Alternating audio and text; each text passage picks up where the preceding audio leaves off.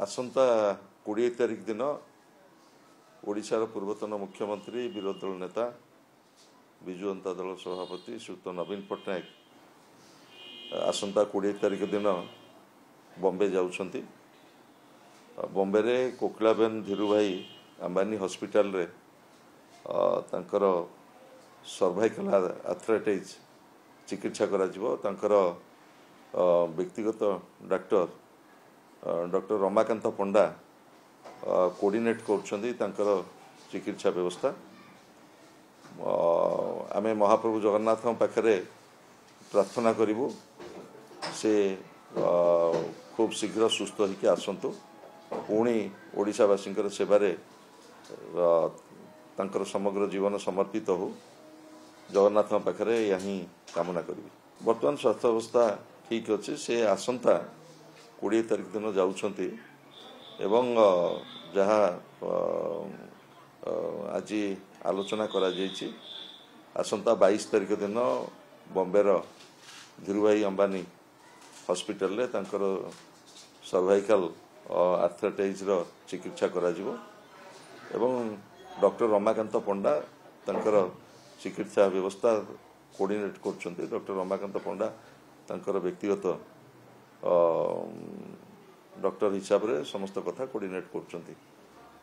आमे ओडिशार प्रभु जगन्नाथ पाखरे प्रार्थना करछु से खूब शीघ्र सुस्थ होइके पुणी आसंतु, ओडिशावासींकर सेवारे तांकर समग्र जीवन समर्पित हो। नूतन सरकार आसिला परे ओडिशार चाषी कूल को आश्वस्त करथिले ये आमे मिनिमम सपोर्ट प्राइस दबु एवं 800 टंका बोनस दबु। किंतु दुर्भाग्यर कथा सारा राज्य रे वर्तमान चाषी कूल राजरास्ता रे बसिछि। संबलपुर बरगढ़ पुरी ठू आरंभ करी कलाहांडी पर्यंत सबु जगार वर्तमान कोठी टार्गेट नहीं, कोठी टोकन लाप्स कलानी, कोठी वर्षा तले शीत काकर रे चाषी धान धरिकी बसछि कि भाव धान उठिबो। आज मो पुरी जिलार विभिन्न अंचल आपण माने आश्चर्य हेबे। वर्तमान 3 दिन हेलानी तमाम वर्षा चलीछि, खोला आकाश तले हजार हजार क्विंटाल धान धरिकी चाषी कूल अपेक्षा करछंती एवं धान वर्तमान उठुनी। बहु जगार टोकन लाप्स कलानी एवं किभଳି भाबरे माने आपण माने गले ग्राउंड जीरो रे देखिले प्रकृति अनुभव करिवे चाषी मानकर अवस्था कोन को भଳି भाबरे सरकार रे प्रचार करा जाउछि। कटनी छटनी बाबद रे प्राय वर्तमान 12 क्विंटाल 12 केजी वर्तमान कटनी छटनी होउछि एवं सबुठारु दुखदायक कथा होला वर्तमान रबी धान 20% चाषी मान संग्रह होनी। जेतिकी टार्गेट दि जाइथिला तार 20% धान संग्रह करा जायनी। ये वर्तमान प्रत्येक मंडीर ये अवस्था। खोला आकाश तले ओडिशार चाषी कूल अपेक्षा करछि मोहन सरकार केबे आसीबे तांका धान केबे उठिबो।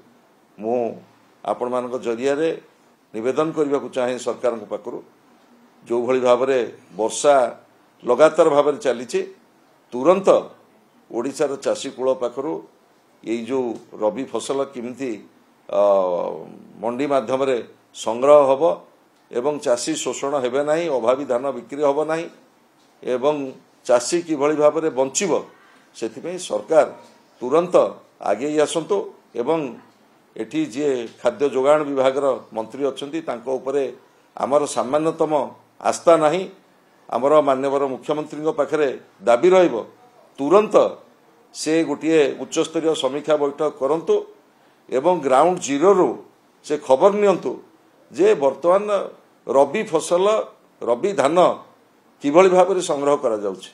प्रत्येक जिल्ला रे मंडी व्यवस्था कोन हेछि, धान केते संग्रह करा जायछि, टार्गेट केते संग्रह करा गलानी, टार्गेट अनुसार टोकन लाप्स करछि ना नाही, समस्त कथा जदि माननीय मुख्यमंत्री वर्तमान समीक्षा करिवे तेबे जानि परिबे जे प्रकृत रे अवस्था कौन। मु 2-3टी मंडीर ये सूचना देवाक चाहे ब्रह्मगिरी निर्वाचन मंडली मु गला काली खबर नौथिले आमर तरमाल गोटे सोसाइटी अच्छी सेठी 26,000 क्विंटाल टार्गेट अच्छी वर्तमान पर्यंत टार्गेट पहुंचलानी 7,500 क्विंटाल टार्गेट पहुंची किंतु वर्तमान गला काली सुधा धान संग्रह होती 4,000 क्विंटाल यही भाव में जदि ये गोटे मंडीर कथा कहूँ मु ये है पुरी जिलार मु निजे ग्राउंड जीरो रे जाई देखिकी आसी ब्रह्मगिरी आमर पुरी सदर एवं साक्षीपाड़